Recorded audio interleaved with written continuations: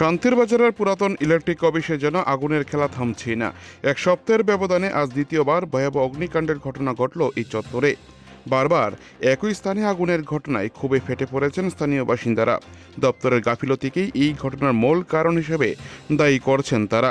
ঘটনার বিবরণে জানা যায়, শান্তির বাজার পুরাতন ইলেকট্রিক অফিস চত্বরে আজ হঠাৎই আগুনের লেলিহান শিখা দেখতে পান কর্মকর্তারা।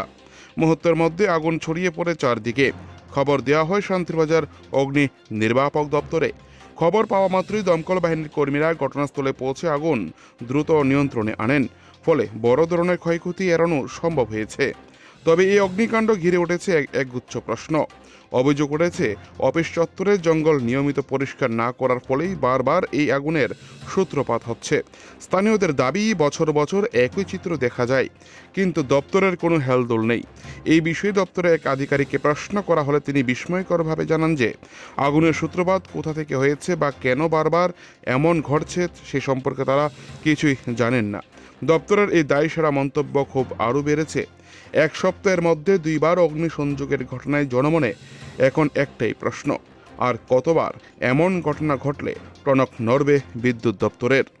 শান্তির বাজার থেকে নিজস্ব প্রতিনিধির রিপোর্ট, টিভি 100 বাংলা।